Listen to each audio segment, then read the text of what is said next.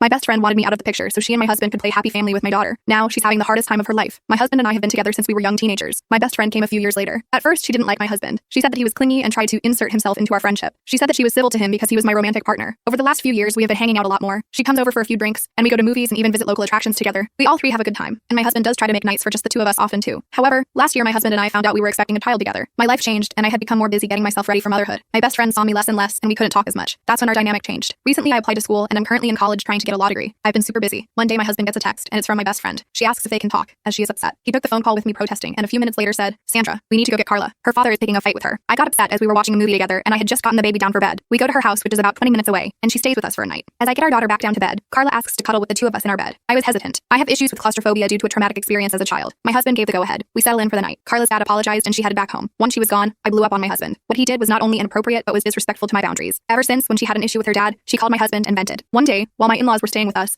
my mother-in-law overheard a conversation with my husband and Carla. She was concerned and asked me if I was okay with it. I said, no, not really, but every time I bring it up, he gets defensive, saying that she needs help, that she is going through a hard time. It is important to note that my mother-in-law was cheated on in the past by my husband's father. We are also extremely close, and she sees me as a daughter. She hates cheaters with a passion, and my husband, who I will refer to as James, was using the same excuses his father did. She asked to speak to him privately, and walked to our living room. They got into a heated match, and James apologized to me. He said he didn't know that it was hurting me and causing issues in our marriage. I asked him, how would he feel if I had asked him if another man could sleep in the bed with us? He deflated and tried to say, it's different. His stepfather spoke up and said, it is the same. You're uncomfortable with it. So is she. Quit with the excuses. Once the dust settled, my husband truly apologized to me for his actions and said he would do better. I kissed him, and that was that. However, lately, Carla has been calling him 3 to 8 times a day. She says it's because she is bored and has no one else to talk to. I snap. I call him out over the nonchalance about the situation, how he answers when she calls, and how it makes me feel like a third wheel in my marriage. His response? She's just lonely. You're letting it get to you. That night, I slept in the living room. I'm starting to suspect that she is trying to monopolize his time. She calls him for over an hour each time he calls. They talk. She complains about her life, etc. Almost like she is his girlfriend or something. Update. James and I are getting a divorce. Carla is no longer a friend to me or our mutuals. They are indeed having an affair. They used the ruse that he was helping her through emotional issues to hide the fact. They plan to try and get me to terminate my rights to my child for Carla to adopt her. She is infertile due to an illness she suffered from as a teenager. She wanted a baby so badly, and to get me out of the picture so they could play happy family with my daughter. I was stunned. She then asked me if I was happy for tearing their family apart. I had to look at her for a second. She tore my family apart. I wanted to slap her so bad. Because of her, my daughter is probably going to lose her father. My in-laws have decided to cut ties with James after this. He openly disrespected them when they gave me a place to stay after I was kicked out of the house. They also decided to foot the cost of a lawyer since I was a stay-at-home mom. The good thing was, I got full custody of my daughter with supervised visitation from my ex. His own words came back to haunt him. I had proof of all his threats and the blackmail of him trying to get me to sign away my rights, and the judge wasn't happy. He tore into James and Carla about their behavior, how they tried to blackmail me, and how they were lucky that I didn't press extortion charges. Next up, my protection order was granted because of all the unwarranted behavior and aggression towards me. My mother-in-law, who stayed beside me in court, is the one who volunteered to facilitate the supervised visits until my divorce became final. If Carla and James try to contact me again, unless it is strictly about our daughter, then they both will go to jail. Lastly, after court, James said something that broke my heart about our daughter. If he can't have primary custody, he will petition to terminate his rights. After we thought everything was through, my soon-to-be ex-husband has been hospitalized. Carla called me crying despite the order. James tried to commit suicide and she found him just in time. He tried to overdose on his prescriptions and now he is in the hospital. The doctors don't know how long he will be there.